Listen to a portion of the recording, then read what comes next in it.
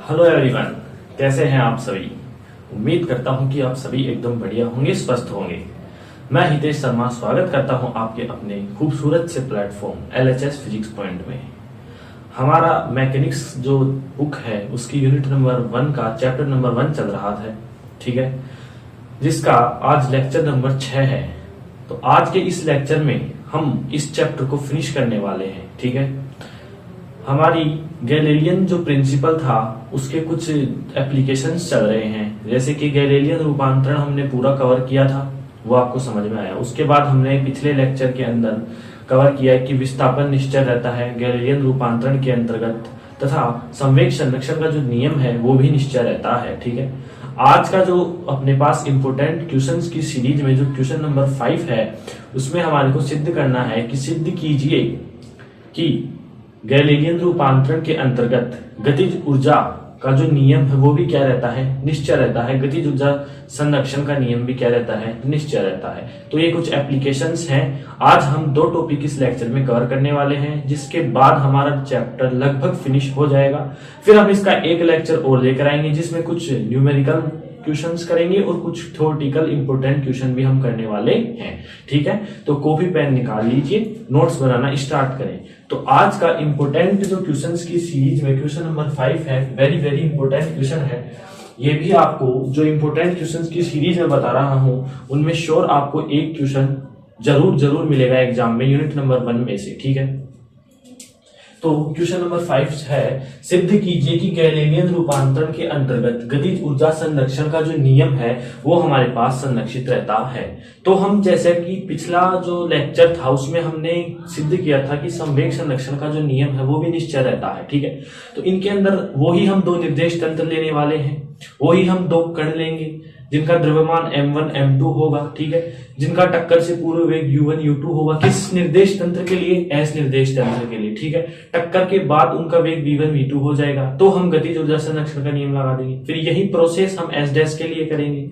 फिर हम वही जब बोल रहा है कि गैलीलियन रूपांतरण मतलब गैलीलियन का ऐसा कौन सा रूपांतरण लगाया जाए, फिर हम वेग रूपांतरण लगाएंगे। उसके बाद हम एक का जो मान है वो समीकरण 2 में रखने पर यदि हमें समीकरण 1 प्राप्त हो जाता है तो वह ऊर्जा संरक्षण के नियम का पालन हो जाएगा, ठीक है। तो आपको लगभग कहानी स्पष्ट हो गई होगी, पिछला लेक्चर आपको समझ में आ गया होगा। तो ये क्वेश्चन जिन्होंने भी पिछला लेक्चर देखा है और उनको समझ में आया है उनके लिए बिल्कुल ये क्वेश्चन इजी होने वाला है।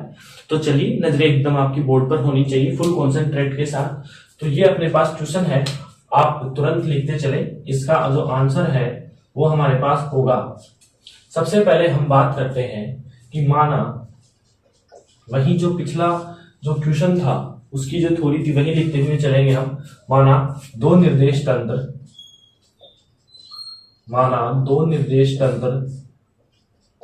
कौन कौन से बोलिए, एस व एस डैश है।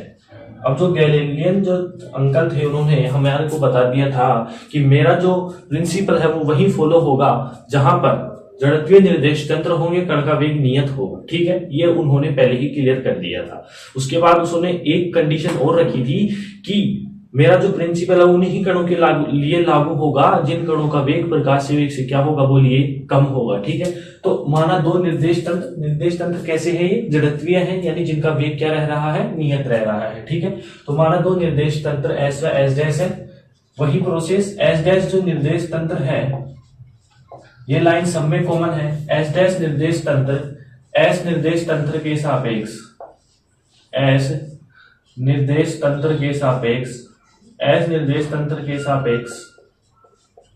नियत वेग v से, कौन से बोलिए, नियत वेग कैपिटल v से प्लस x दिशा में क्या है, बोलिए, गतिशील है, प्लस x दिशा में गतिशील है। ये लाइन सब क्वेश्चनों में कॉमन है, ठीक है।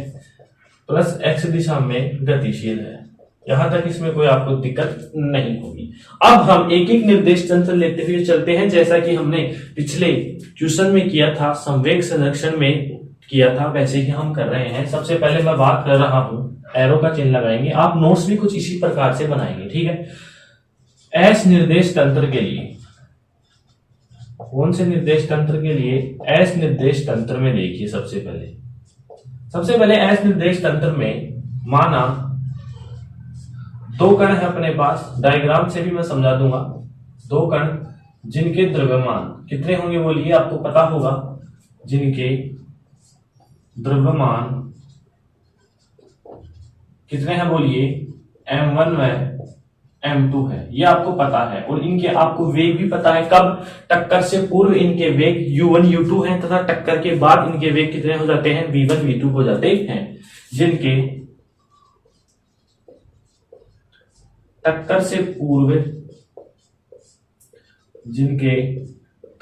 पूर्व वेग क्रमशः कितने होंगे बोलिए, u1 वेक्टर व u2 वेक्टर है, ठीक है। तथा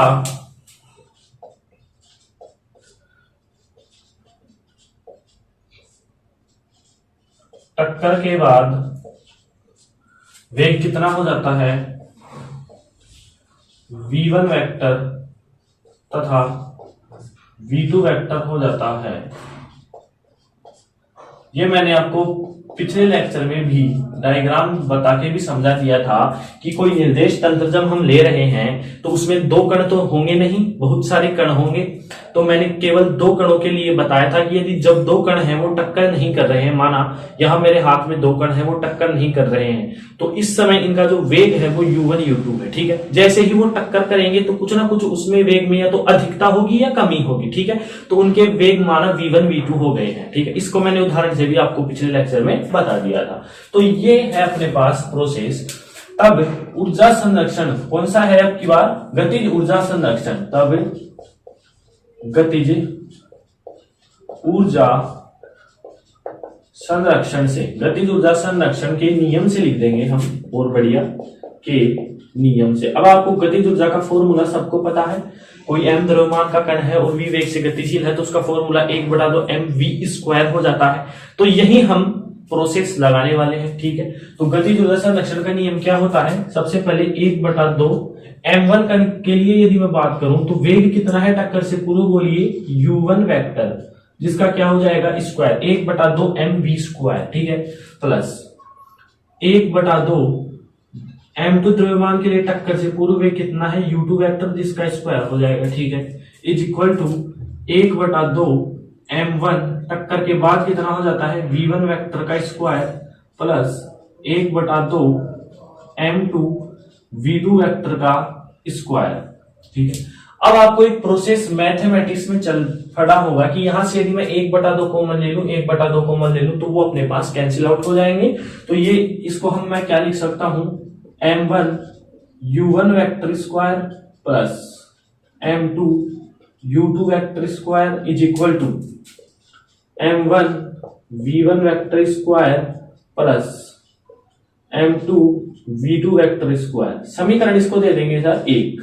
यहां तक आपको बिल्कुल इजी तरीके से समझ में आया होगा, ठीक है। अब एस निर्देश तंत्र की बात हो चुकी है, तो इसी प्रकार यदि मैं एस डैश की बात करूं, एस डैश और एस में अंतर इतना है कि जहां वेग u1 है वहां u1 डैश हो जाएगा, जहां वेग u2 है वहां u2 डैश हो जाएगा, और टक्कर के बाद, टक्कर की जो बाद वेग हुआ v1 डैश, v1 है तो v1 डैश और v2 है तो v2 डैश हो जाएगा, ठीक है। तो लिख देते हैं एस डैश निर्देश तंत्र में, एस डैश निर्देश, आप बिल्कुल एज इट इज नोट्स में लिख सकते हैं। ये एस डैश निर्देश तंत्र में माना दो कण हैं, वही कण तो बहुत सारे होंगे लेकिन मैं दो कणों की बात कर रहा हूं। माना दो कण जिनके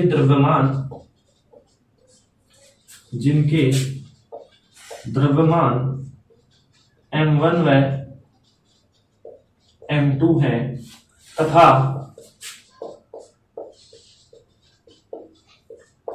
टक्कर से पूर्व वेग क्रम से कितना है बोलिए, अब आपको समझ में आ रहा होगा, u1 वेक्टर डैश तथा u2 वेक्टर डैश है, ठीक है। जैसे ही उन दोनों कणों में टक्कर होती है तो टक्कर के बाद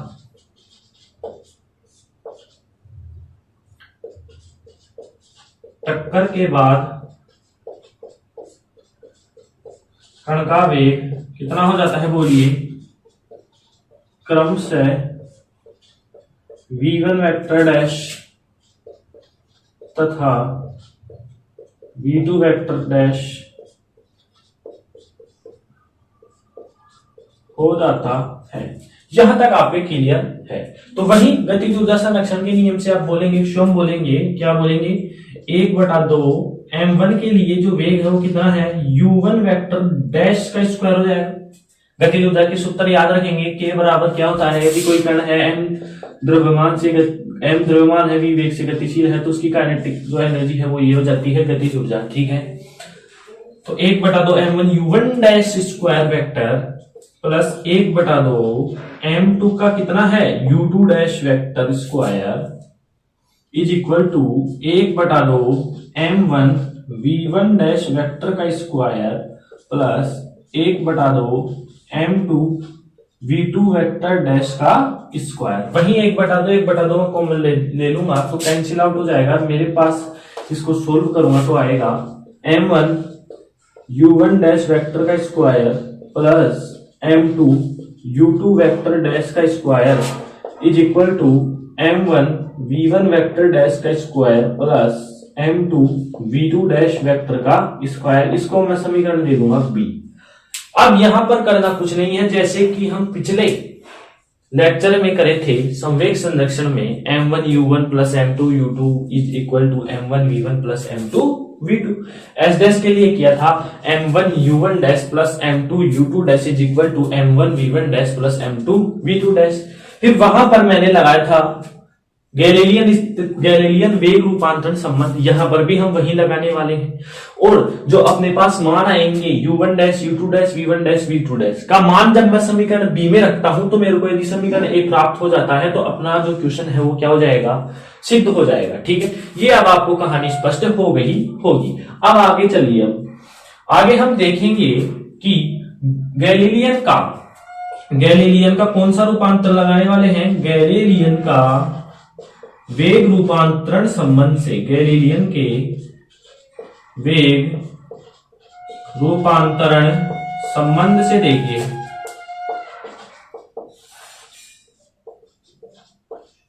गैलीलियन के वेग रूपांतरण संबंध क्या बोलता है। गैलीलियन का वेग रूपांतरण संबंध बोलता है v dash vector is equal to v vector minus का कैपिटल V। ठीक है, यहां तक आपको समझ में आ रहा होगा। अब वही जो प्रोसेस कर रहे थे, टक्कर से पूर्व m1 द्रव्यमान के लिए और m2 द्रव्यमान के लिए वेग निकालेंगे, टक्कर के बाद m1 द्रव्यमान के लिए m2 द्रव्य। जिन भी स्टूडेंट्स ने इसका रिवीजन किया होगा तो उसको आसानी से क्या आ रहा होगा, समझ में आ रहा होगा कि प्रोसेस किस प्रकार से किया जा रहा है। ठीक है, तो ये जो है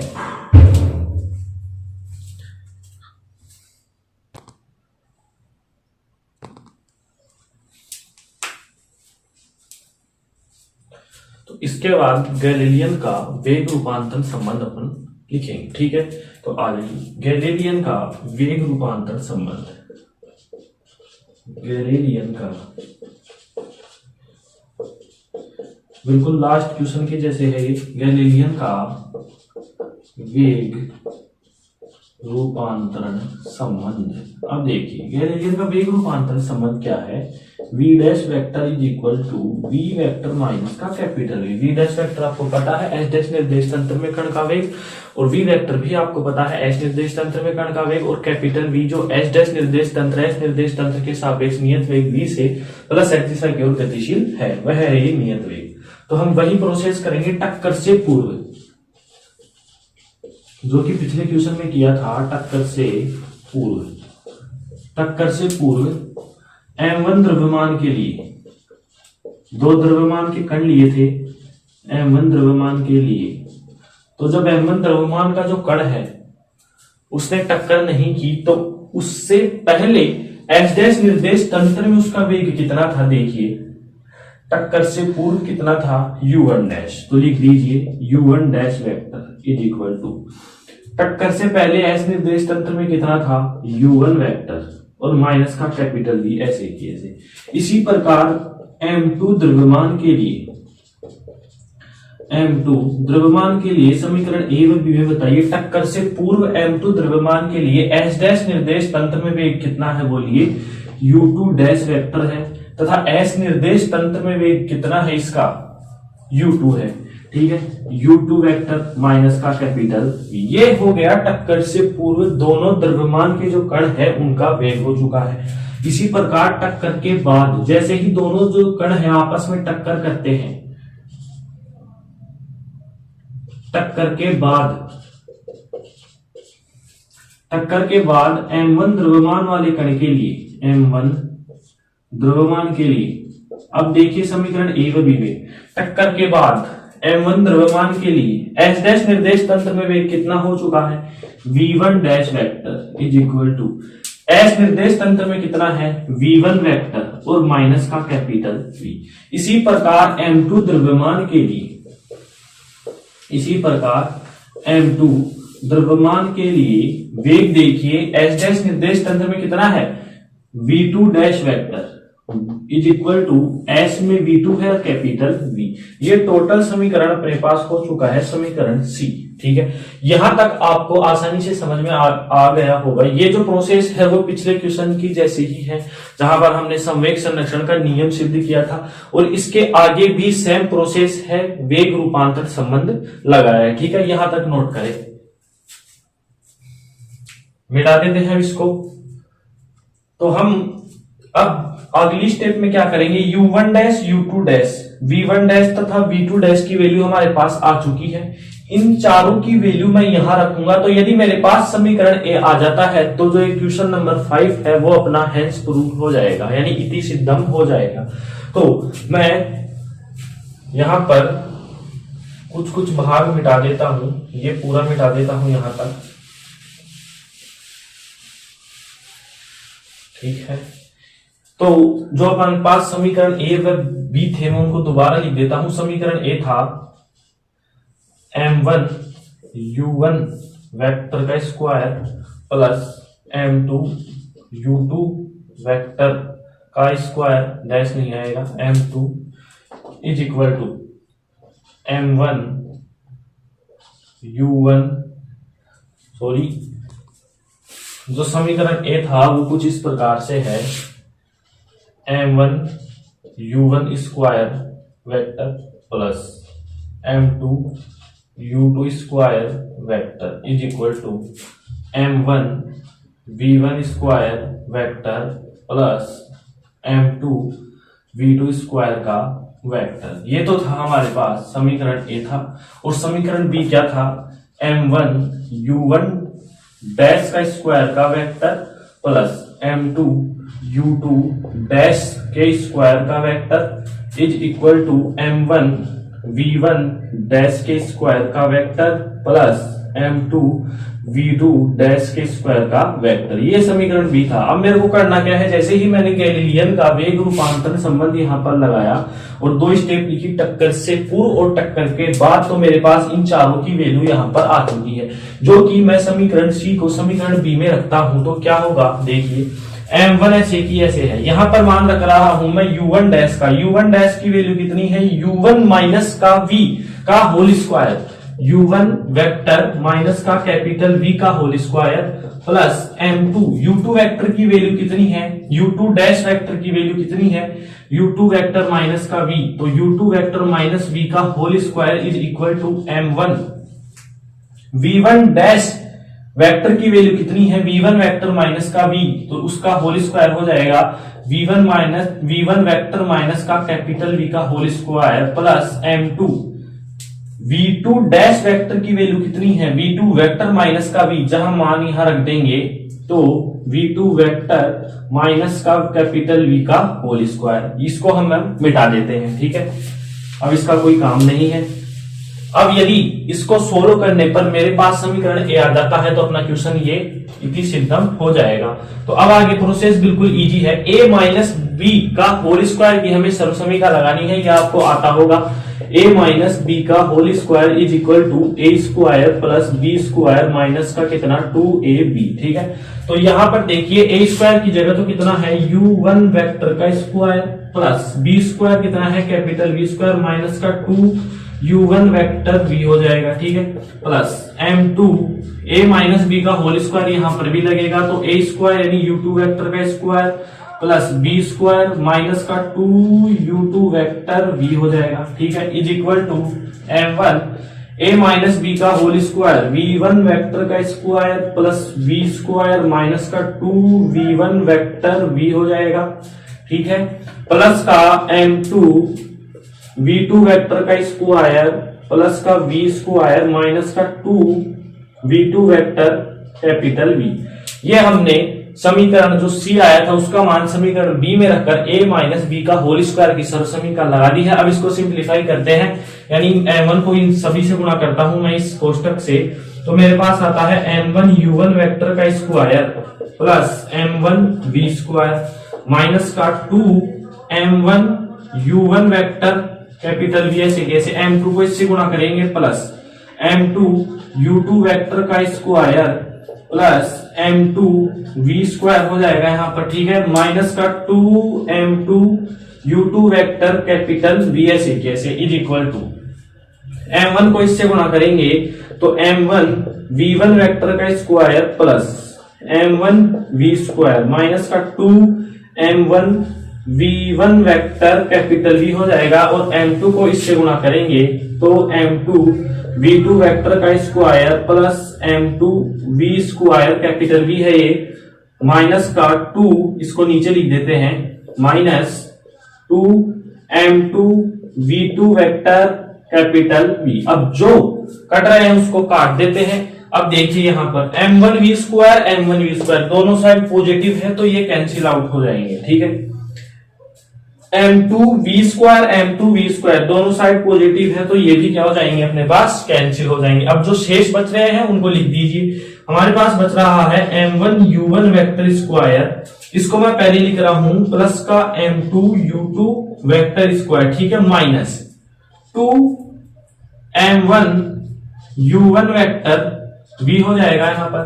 अब देखिए इसमें हम एक ये ऐसे कैसे आ चुका है, इसको हमने ऐसे कैसे लिख दिया। अब हमारे पास दो पद बच रहे हैं, यदि मैं इसमें से माइनस का 2v कॉमन ले लूं, देखिए इसमें भी 2 और कैपिटल v कॉमन आ रहा है, इसमें भी 2 और कैपिटल v कॉमन आ रहा है, और मैं माइनस का कॉमन ले लूं तो ये प्लस का हो जाएगा, कितना हो जाएगा बोलिए, m1 u1 वेक्टर प्लस यहाँ क्या बच जाएगा m2 u2 वेक्टर। कॉमन लेना सभी को आता है, जो भी चीज हम कॉमन लेते हैं उसका भाग लग जाता है। 2v मैंने कॉमन लिया तो इसके नीचे यदि मैं 2v लगाऊंगा माइनस का तो माइनस माइनस प्लस हो जाएगा, ये देखिए, और m1 u1 वेक्टर बच जाएगा, यहाँ पर minus minus plus m2 u2 vector बच जाएगा, ठीक है। इसी प्रकार यहाँ पर भी m1 v1 वेक्टर का स्क्वायर हो जाएगा यहाँ पर प्लस m2 v2 वेक्टर का स्क्वायर हो जाएगा। यहाँ पर भी मैं माइनस का 2v कॉमन ले लेता हूं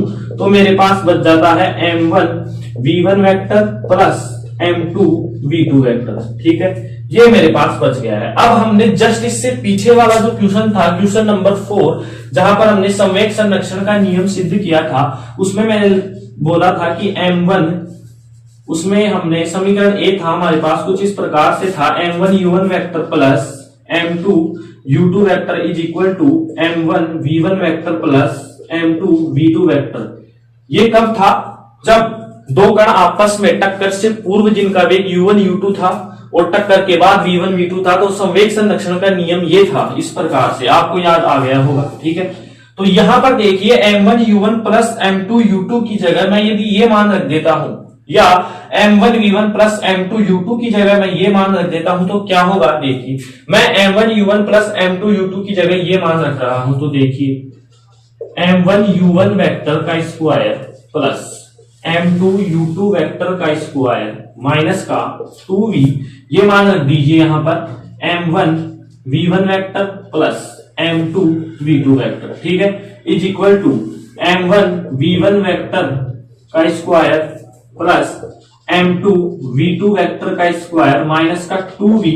m1 v1 यहां पर ऐसे कैसे रखेंगे हम, m1 v1 vector plus m2 v2 vector. तो आप देखेंगे कि दोनों जो LHS RHS में ये पद समान है, समान चिन्ह के साथ, तो ये कैंसिल आउट हो जाएगा अपने पास, ठीक है। ये कैंसिल आउट हो गया तो जो शेष पद है वो क्या बच गए, m1 u1 वेक्टर का square plus m2 u2 vector का square is equal to m1 v1 vector का square plus m2 v2 vector का स्क्वायर। ये जरा देखें कि क्या समीकरण ए है ये। बिल्कुल ये समीकरण ए हमारे पास आ चुका है। मतलब ये जो क्वेश्चन है हमने इसका हेंस प्रूव कर दिया है, इति सिद्धम हमने कर दिया है। इस क्वेश्चन को यहाँ पर सिद्ध कर दिया है। किस प्रकार से किया, जस्ट इससे पहले वाला क्वेश्चन जिन भी स्टूडेंट्स को समझ में आ गया है उनके लिए बिल्कुल इजी था। प्रोसेस वो का वो है, केवल एक सूत्र बदला है 1/2 mv² गतिज ऊर्जा का। जहां दो द्रव्यमान के कर लेंगे m1 m2, टक्कर से पूर्व उनका वेग u1 u2 है।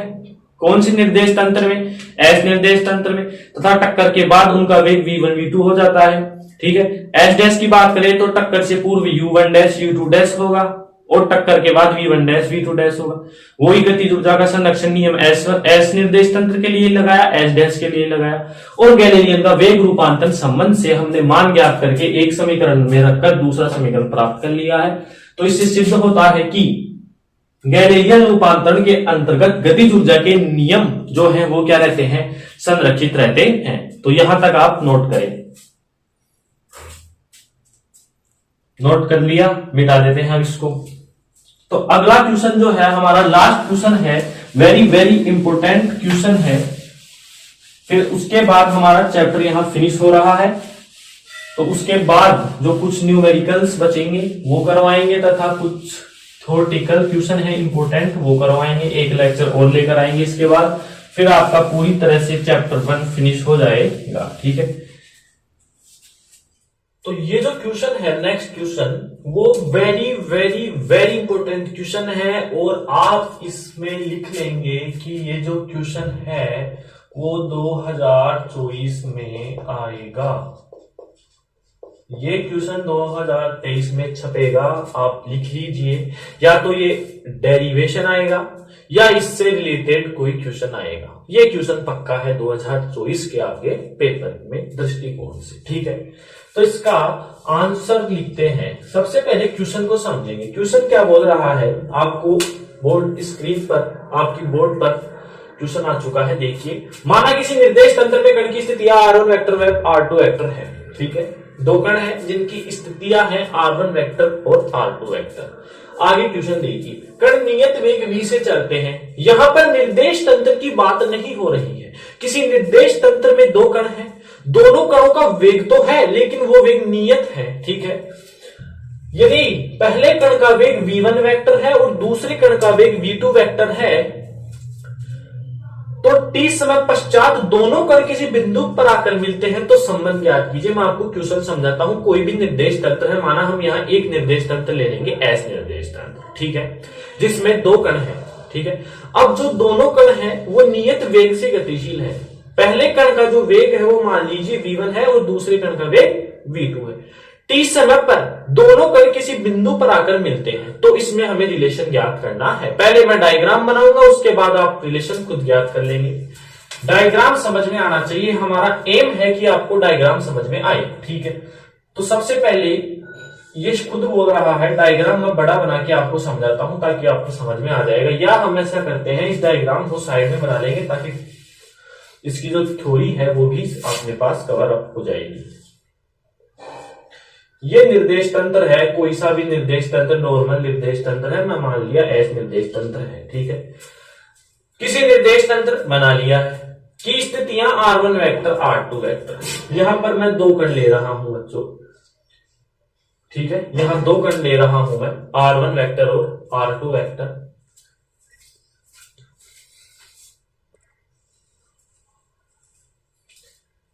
ठीक है, तो ये क्वेश्चन था।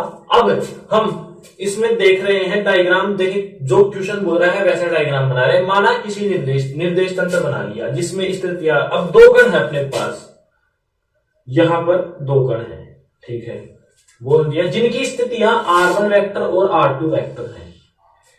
कितनी है बोलिए, r1 वेक्टर व r2 वेक्टर। अब मान लीजिए इसकी जो स्थिति है इस कण की वो r1 वेक्टर है और इसकी है r2 वेक्टर है। ठीक है, आगे देखिए क्या बोल रहा है, कण नियत वेग v से गतिशील है। ठीक है, मान लिया कण नियत वेग v से गतिशील है। यदि एक कण का वेग v1 है, यदि ये जो कोई कण है मेरे पास उसका वेग मैं v1 वेक्टर मान लूं और इस दूसरे कण का वेग मैं v2 वेक्टर मान लूं। जैसा क्वेश्चन बोल रहा है वैसा डायग्राम बनता हुआ जा रहा है। ठीक है, यहां तक डायग्राम बन गया। यदि t समय पश्चात दोनों कण p बिंदु पर मिलते हैं, अब मान लीजिए यहां कोई बिंदु p है अपने पास और t समय पश्चात दोनों कण किसी बिंदु p पर आकर मिल रहे हैं, तो इनके मध्य हमें संबंध ज्ञात करना है। और यदि मैं इस मूल बिंदु O को बिंदु P से मिलाता हूं, थोड़ा डायग्राम सही से नहीं बना है, देखिए डायग्राम दोबारा से, सॉरी डायग्राम बन नहीं रहा है।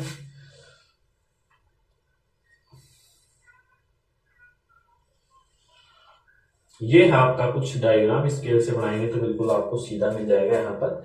तो यदि मैं इस ओपी का स्थिति सदिश r वेक्टर मान लेता हूं, ठीक है। अब देखिए कोई दो कण थे अपने पास, दोबारा मैं समझा रहा हूं, ये कोई एक कण था, ये दूसरा कण है, ठीक है। ये जो कण है उसका स्थिति सदिश r1 वेक्टर है, वेग v1 है, r2 वेक्टर इसका है, v2 वेग इसका है। किसी समय t पर p बिंदु पर आकर मिलते हैं और OP का जो स्थिति सदिश है वो r वेक्टर है। क्वेश्चन आपको क्लियर कट समझ में आ गया होगा। अब इनके मध्य संबंध ज्ञात करवाता है, या तो ये संबंध पूछेगा या इससे रिलेटेड क्वेश्चन पूछेगा, बट दोनों में से 2024 में कुछ ना कुछ आपको मिल जाएगा। अब अपना एम क्या है देखिए, यदि मैं इसको नाम दे देता हूं, इसको पॉइंट दे देता हूं मैं एम और इसको दे देता हूं एन, तो मेरे को एमपी और एनपी की जो डिस्टेंस है वो ज्ञात करनी है। ठीक है, ये ज्ञात करनी। तो हम देखेंगे सबसे पहले हम यहां पर डायग्राम बना लिया है। अब हम ज्ञात करेंगे एमपी की वैल्यू। एमपी कैसे निकलेगी, हम जानते हैं कि चाल बराबर होता है दूरी बटे समय, दूरी बटे समय। तो इस दूरी जो एमपी है वो क्या हो जाएगी, 4 इंटू समय। अब इस कण की चाल कितनी है, v2 है, और समय कितना है, t समय पर चल रहा है, तो ये आ गया।